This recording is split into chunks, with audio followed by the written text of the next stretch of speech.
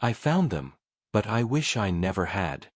These were the last coherent words wildlife photographer Marcus Whitfield spoke before disappearing into the Olympic National Forest.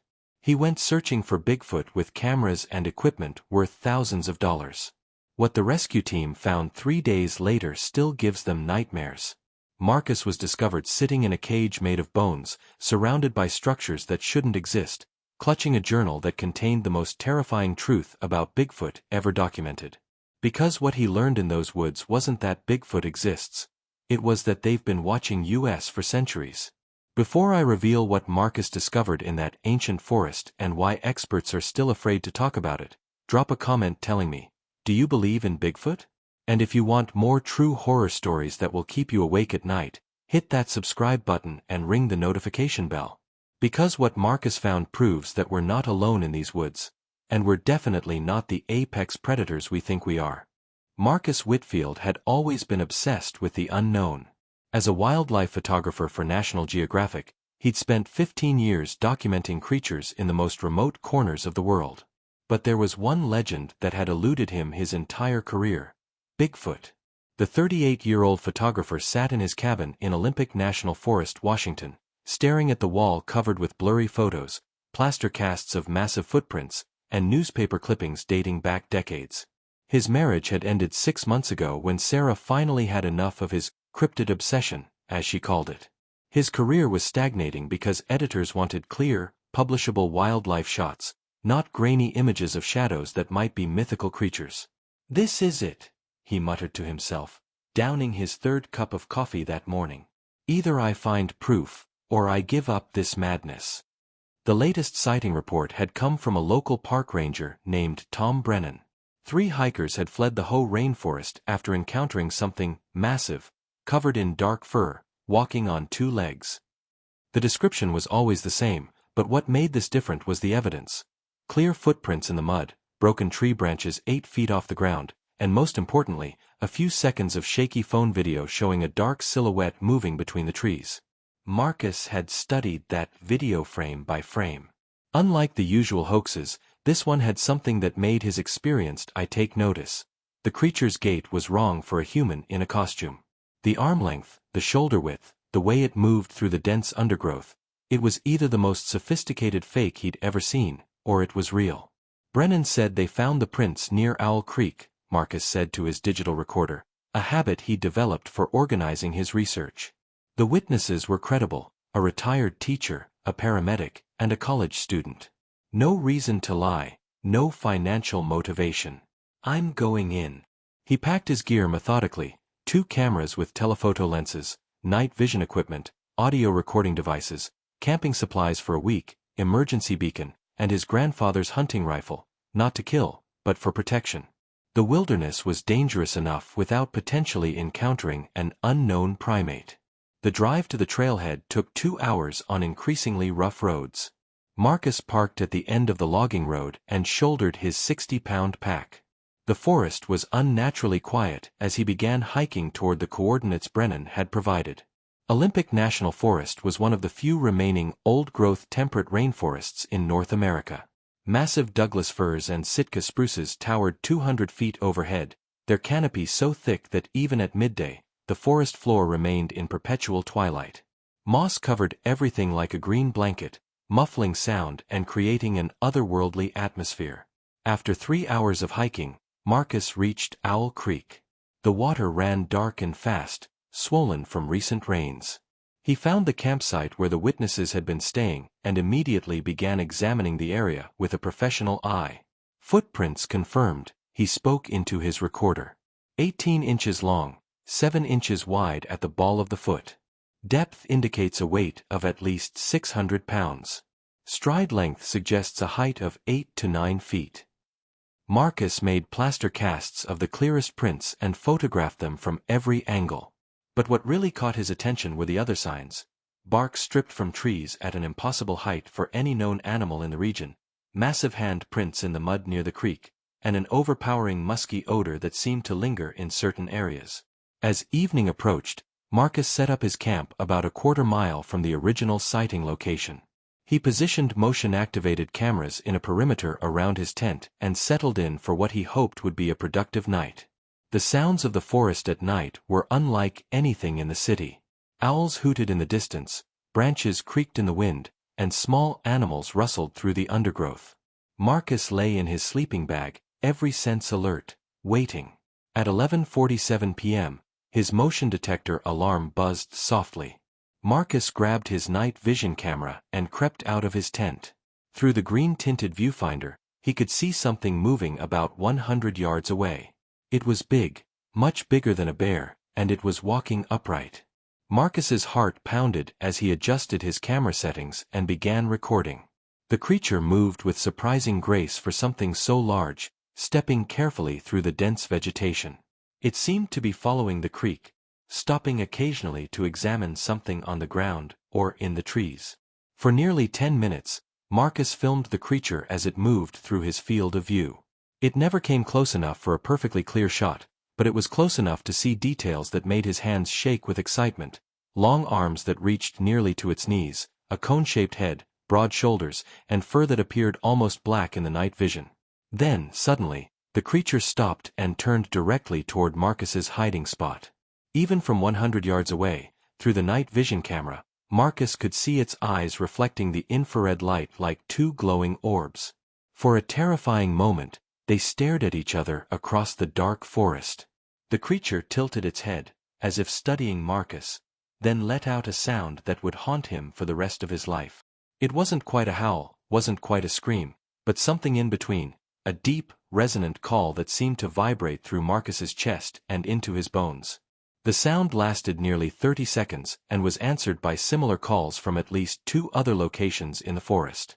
Marcus realized with growing horror that he wasn't observing a single creature.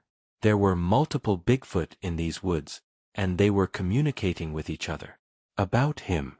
The original creature began moving toward Marcus's position, not in a threatening way, but with obvious curiosity. Marcus fought every instinct to run and kept filming, knowing this could be the most important footage ever captured. But as the creature approached, Marcus began to notice details that filled him with dread. The intelligence in its eyes was undeniable. This wasn't just an animal, it was something that could think, reason, and make decisions. And right now, it was deciding what to do about the human who had invaded its territory.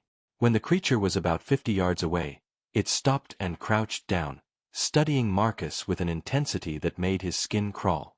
Marcus could see now that it wasn't just large, it was enormous. Even crouching, it was taller than Marcus standing up. Its hands, resting on the ground, were easily twice the size of human hands, with long, thick fingers that ended in what looked like claws. But it was the creature's face that truly terrified Marcus. Beneath the heavy brow ridge and behind the reflective eyes was an expression of unmistakable intelligence. This thing was studying him the same way he was studying it, cataloging details, making assessments, deciding on a course of action. The standoff lasted nearly 5 minutes. Then, without warning, the creature stood to its full height, easily 9 feet tall, and let out another of those bone-chilling calls. This time, the answering calls came from much closer, surrounding Marcus on 3 sides. Marcus finally understood that he was no longer the hunter. He had become the hunted. The creature turned and melted back into the forest with impossible silence for something so large. But Marcus knew it hadn't gone far. None of them had. They were out there, watching, waiting, deciding what to do about the human who had stumbled into their domain. As Marcus crept back to his tent, his hands shaking so badly he could barely operate his camera, he realized that everything he thought he knew about Bigfoot was wrong.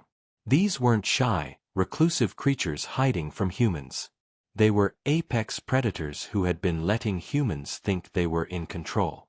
And now, deep in their territory with no way to call for help, Marcus was about to discover just how wrong he had been about who was really at the top of the food chain in these ancient woods. He lay in his sleeping bag, listening to the sounds of large bodies moving through the forest around his camp, and wondered if he would live to see the sunrise. Marcus didn't sleep that night. Every sound in the forest, and there were many, sent adrenaline coursing through his veins. Branches snapping, heavy footsteps on wet earth, and those haunting calls echoing through the darkness made it clear that he was surrounded. At first light, Marcus emerged from his tent to find his worst fears confirmed.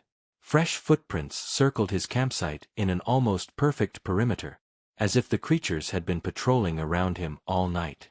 Some prints were so close to his tent that he could have reached out and touched them. "They were watching me sleep," he whispered into his recorder, his voice shaking. "The prints. Jesus, some of them are less than 3 feet from my tent. They could have taken me any time they wanted." Marcus packed his gear with trembling hands, constantly looking over his shoulder. The forest that had seemed merely isolated yesterday now felt actively hostile. Every shadow could hide a 9-foot creature, every sound could be a signal between predators coordinating an attack. As he prepared to leave, Marcus noticed something that made his blood run cold. One of his motion-activated cameras, the one he'd positioned on the trail leading back to his truck, was missing. Not knocked down by wind or animals, completely gone, leaving only the metal stake that had held it. "They took my camera," he spoke into his recorder, fighting to keep his voice steady. "They understand technology. They know what it does. This isn't just intelligence, this is calculated behavior." Marcus shouldered his pack and started hiking toward his truck, but after 30 minutes on what should have been a familiar trail, he realized something was wrong. The landscape didn't look right. Trees that should have been landmarks were gone, replaced by unfamiliar terrain. He pulled out his GPS device and felt his stomach drop. The screen showed nothing but static. His backup compass spun wildly, unable to find magnetic north. His satellite phone showed no signal, even though he'd had 2 bars the previous day. "They're hurting me," Marcus realized with growing panic. "Somehow they've disrupted my electronics and forced me off the trail. But how?" For the next 6 hours, Marcus struggled through increasingly difficult terrain. Every time he tried to head in what he thought was the right direction, he encountered impassable obstacles, walls of thorny undergrowth that seemed to have grown overnight, fallen trees blocking every path, or terrain so steep and rocky it was impossible to climb. Worse, he could sense them watching. Occasionally he caught glimpses of movement in his peripheral vision, a massive shadow sliding between trees, a branch moving against the wind, eyes reflecting sunlight from impossible heights in the canopy.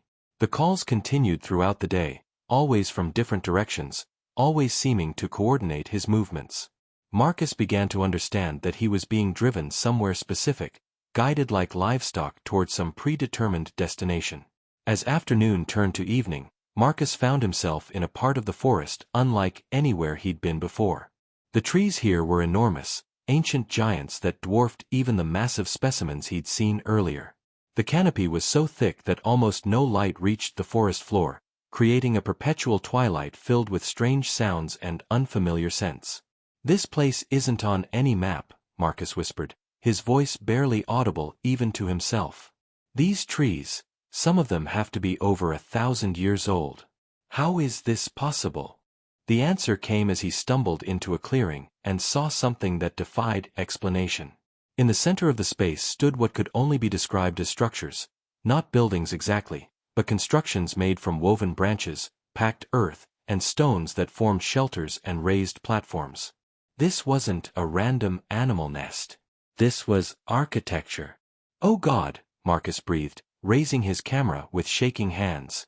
"They're not just intelligent. They have a civilization." As he documented the scene, Marcus noticed more disturbing details. Bones were scattered around the clearing, some from deer and elk, but others that looked disturbingly human. Skulls were arranged in patterns that suggested ritual or ceremony. And everywhere, the overwhelming musk that he now associated with the creatures was so strong it made his eyes water. A sound behind him made Marcus spin around. 3 of the creatures stood at the edge of the clearing, blocking his only escape route. Up close, in daylight, they were even more terrifying than he'd imagined. The largest, standing in the center, was at least 10 feet tall with shoulders so broad it could barely fit between the trees. Its face was a nightmare blend of human and ape, with intelligent eyes that held unmistakable malice. The creature on the left was smaller but somehow more frightening. Its fur was lighter, almost gray, and its movements had a quick, predatory quality that reminded Marcus of a hunting cat.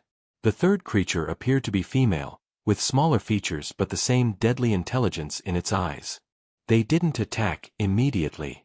Instead, they studied Marcus the way a scientist might study a laboratory specimen. The largest creature tilted its head and made a series of grunting sounds that were clearly communication. The other two responded with their own vocalizations, and Marcus realized with horror that they were discussing him. Marcus raised his camera and began recording, knowing this might be the last footage he ever captured. Through his viewfinder, he watched the creatures' expressions change as they noticed his equipment. The largest one pointed at the camera and made an angry growling sound. That's when Marcus understood. They knew exactly what cameras were for. They had encountered humans with recording equipment before, and they didn't want their existence documented. The largest creature stepped forward and held out one massive hand, clearly demanding that Marcus surrender his camera. When Marcus hesitated, the creature let out a roar that shook the trees and made Marcus's ears ring. He dropped the camera, and the creature immediately smashed it under one enormous foot. But Marcus still had his backup camera hidden in his jacket. As the creatures destroyed his visible equipment, he managed to start the hidden device recording, hoping to capture whatever happened next. What happened next would haunt him forever. The creatures bound Marcus's hands with vine-like rope and led him deeper into their settlement. More structures became visible, along with more creatures, dozens of them, ranging from massive adults to smaller juveniles. This wasn't just a family group. This was an entire community that had been living in these woods for generations, possibly centuries. They brought Marcus to the largest structure, a dome-shaped building made from woven branches and covered with hides. Inside, an ancient creature sat on a throne-like seat made from bones and stones. This one was different from the others. Smaller, more withered, but with eyes that held depths of intelligence and malevolence that made Marcus's skin crawl. The old creature spoke in the same grunting language, and the others responded respectfully. Marcus realized he was facing their leader, their chief, their elder. And this ancient being was deciding his fate. The conversation continued for several minutes, with various creatures contributing what sounded like arguments or opinions. Marcus caught glimpses of human artifacts scattered throughout the structure: backpacks, camping gear, pieces of clothing that clearly didn't belong to the creatures. With growing horror, Marcus understood that he wasn't their first human captive. They had been taking people for years, maybe decades. And based on the bones scattered around their settlement, very few of those people had ever left. The ancient leader finally stood and approached Marcus. Up close, its age was even more apparent: scarred hide, graying fur, and teeth worn down from countless years. But its eyes were sharp and calculating as it studied the human who had invaded their domain. The creature reached out with one gnarled finger and touched Marcus's face, tracing the outline of his features as if memorizing them. Then it opened its mouth and spoke a single word in perfect, accented English. "Stay." Marcus's blood turned to ice. These creatures didn't just understand human technology and behavior, they could speak English. They had learned it from previous captives. And now they wanted to add Marcus to their collection. As night fell and the creatures secured Marcus in a small cage made from branches and bones, he realized that his search for Bigfoot had ended in the worst possible way. He had found them, all right.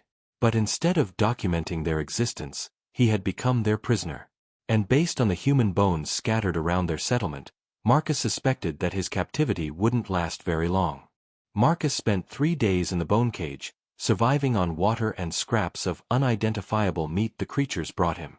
During this time, he observed their society with the trained eye of a wildlife photographer, even as terror consumed him. The creatures, he counted at least 30 individuals, operated with a complex social hierarchy.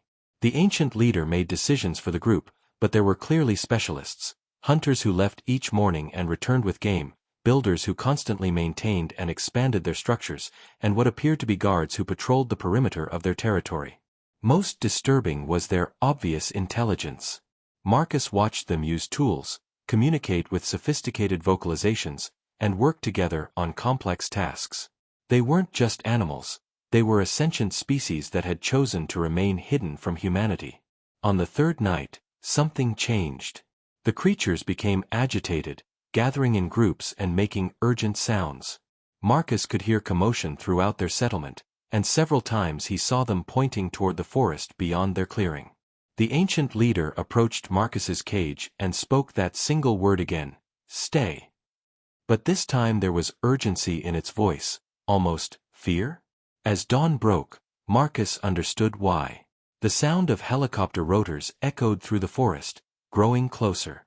His emergency beacon, which he'd activated the first night but assumed wasn't working, had apparently been transmitting after all.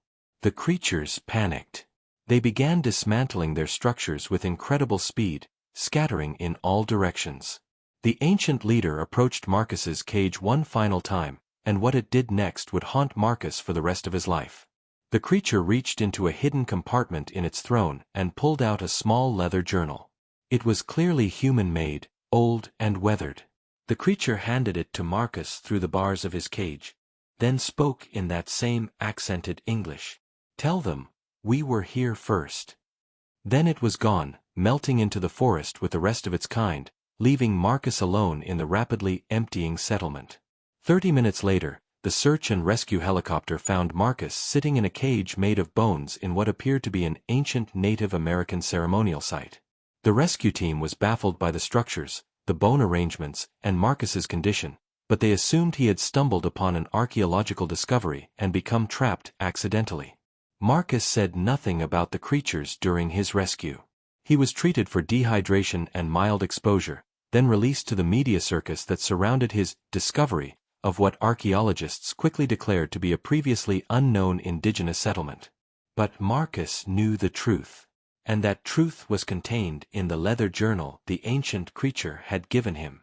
Back in his cabin, Marcus finally found the courage to open the journal.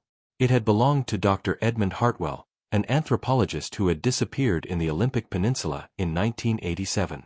The entries, written in increasingly desperate handwriting, told a story that made Marcus's blood run cold. Dr. Hartwell had been studying reports of Bigfoot sightings when he encountered the creatures. But unlike Marcus, he had been held captive for months, forced to teach them about human society, technology, and language. The creatures, Hartwell wrote, were the original inhabitants of the Pacific Northwest, not just of recent centuries, but of millennia. They had watched humanity grow from small tribes to sprawling civilizations. They had seen their forests cut down, their territory invaded, their food sources depleted. And they had made a decision, to take what they needed from the humans who had taken everything from them. The journal's final entries were the most disturbing. They don't just take people randomly. They're selective. Scientists, researchers, anyone who might understand their true nature. They learn from us, then dispose of us. I've taught them too much. They know about GPS, about search and rescue, about how to disrupt electronic signals. They've learned to be invisible not through primitive hiding, but through sophisticated countermeasures. The bones around their settlement aren't just from random victims. They're from dozens of researchers like me who came looking for Bigfoot over the decades. Anthropologists, wildlife photographers, cryptozoologists, anyone who got too close to the truth. I understand now why they've remained hidden for so long. It's not because they're primitive. It's because they're smart enough to know that if humanity ever discovered their true nature, their intelligence, their technology, their society, we would try to destroy them or exploit them. They let us think we're the dominant species while they watch from the shadows, learning, adapting, surviving. And when we become a threat to their secrecy, we disappear. If anyone reads this, know that Bigfoot is real. But it's not what we think it is. These creatures aren't lost animals hiding in the woods. They're the original owners of this land, and they want it back. They're just smart enough to take it slowly, one person at a time, learning everything they can about us before they make their move. God help us all. The journal ended there, but Marcus found one final item tucked into the back cover, a photograph of Dr. Hartwell with the ancient creature that had spoken to Marcus. In the photo, the creature was wearing human clothing and standing upright next to a pickup truck. The intelligence in its eyes was unmistakable, but so was something else: contempt. Marcus realized that his release hadn't been a rescue. It had been a message. The creatures had let him go because they wanted someone to know the truth. They wanted humanity to understand that the hunters had become the hunted, that our dominance of the planet was an illusion they had allowed us to maintain. And they wanted us to know that our time was running out. Marcus never published his footage or spoke publicly about what he had seen. He couldn't. Who would believe that Bigfoot was not a primitive relic, but an advanced society that had been watching and learning from humanity for generations? Who would accept that we weren't alone on this planet, that we shared it with creatures intelligent enough to manipulate our technology and patient enough to wait centuries for revenge? Instead, Marcus locked the journal in a safe deposit box and tried to return to his normal life. But the nightmares never stopped.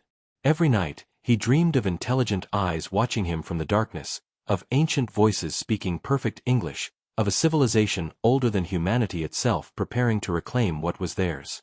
And sometimes, late at night when the wind was just right, Marcus swore he could hear those bone-chilling calls in the distance, getting closer to the city, closer to civilization, as if something vast and patient was finally ready to emerge from the shadows. Marcus never went back to the woods. He sold his photography equipment, moved to a city apartment, and tried to forget what he had learned in the Olympic National Forest. But he couldn't forget the ancient creature's final words, "Tell them we were here first." Because Marcus understood now that it wasn't a threat. It was a warning. The real question wasn't whether Bigfoot existed. The question was how long humanity had left before they decided to stop hiding.